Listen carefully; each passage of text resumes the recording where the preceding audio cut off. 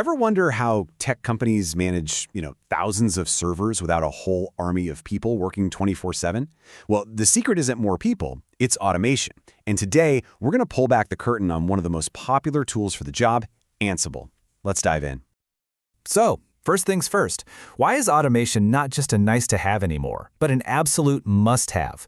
Well, to get that, you got to understand the sheer chaos that every modern tech team is dealing with right now. Think about it. Today's infrastructure isn't just a few servers humming away in a closet. We're talking about a sprawling, global web of systems spread across data centers, multiple clouds like AWS and Azure, and tons of containers. It's organized chaos, at best. Now, trying to manage all of that by hand, that's a recipe for disaster. Clicking through web pages or logging into one machine after another isn't just painfully slow, it's just asking for human error. One little typo can bring down a mission-critical service. No pressure, right?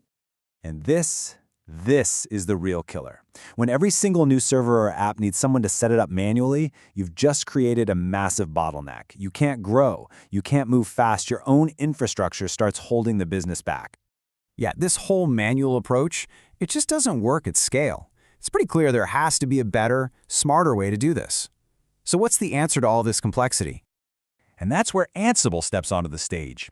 It was designed from day one to cut through all that modern IT chaos with one really powerful idea: simplicity. So what is Ansible, really? Well, it's an open-source automation tool, now part of Red Hat, that lets you describe your entire IT setup in simple text files. Instead of manually clicking buttons, you just write down the state you want everything to be in using a super readable language called YAML. Then Ansible does all the heavy lifting to make it happen. And right here, this is Ansible's superpower. See, unlike older tools, Ansible is agentless. That's a huge deal. It means you don't have to install and manage extra little bits of software on every single server you own. It just talks to them using SSH, which is the standard secure way to connect that's already built into pretty much everything. This one difference makes getting started incredibly fast and just wipes out a massive maintenance headache. So, how does it all work under the hood? It's actually way simpler than you might think. It really just boils down to 3 core concepts. Okay, before you can automate anything, you have to tell Ansible, hey, these are the machines I want you to work with. This is your inventory. It's really just a simple text file that lists all your servers. You can even group them up, like all my web servers or all my databases. And I love this analogy. It truly is the guest list for your automation party. All right, so we know who we're managing. Now, what can we actually do to those machines? That's where modules come in. Think of them as the tools in your toolbox. Ansible comes with literally thousands of these pre-built tools for just about anything you can dream up. A module to manage users, a module to install software, a module to talk to an AWS cloud service. They're the action words, the verbs of the Ansible language. Okay, we've got our guest list, the inventory. We've got our tools, the modules. So how do we put it all together into a plan? This is the real heart of Ansible, the playbook. A playbook is your automation recipe, written in that simple YAML format we talked about. It basically just says, hey Ansible, for this group of servers from my inventory, I want you to run these specific tasks in this exact order, using these modules. So when you put it all together, the workflow is incredibly straightforward. Ansible just reads your playbook and your inventory list. Then it connects to your servers over SSH. It runs the tasks you defined, one by one, and when it's done, it reports back on what happened. It's a simple, predictable push model, with no complex stuff running in the background. Okay, that's enough theory. Let's see what this actually looks like in the real world. Where is Ansible really making a difference? Just look at this. This is a real task from an Ansible playbook. You don't need to be a programmer to understand what this does, right? It's basically plain English. It's using the apt module to make sure a package named ngx is present.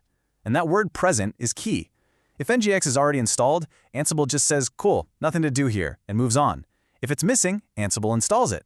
It only makes changes when it has to, which makes your automation incredibly safe and reliable. And don't think for a second this is just for setting up servers. Ansible's power goes way beyond that. It's become this universal language for automation. People use it to build out entire cloud infrastructures from scratch. They use it to automate network gear like routers and switches. They manage complex Docker and Kubernetes setups, and they plug it right into their CI/CD pipelines for fully automated software delivery. It's everywhere. And that brings us to the real magic here, scale. Because you're defining everything as code in a simple playbook, it takes the exact same amount of human effort to configure 10,000 servers as it does to configure just one. That's not just an improvement, that's a total game changer. Okay, so maybe you're sold, you're ready to jump in. What are the key things you need to keep in mind to do this right? Here are 3 quick tips to get you started on the right foot. First, treat your playbooks like you treat your code. Put them in a version control system like Git so you can track every change. Second, never ever put passwords or secret keys in plain text. Use Ansible's built-in encryption tool called Vault to keep them safe.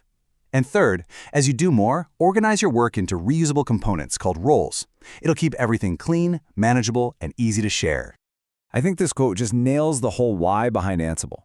Ansible turns infrastructure into code and operations into innovation. It's all about freeing up your smart people from doing boring, repetitive, error-prone tasks so they can focus on building what's next. So take a look at your own workflow. What's that one manual task you do all the time that you could turn into an elegant little playbook?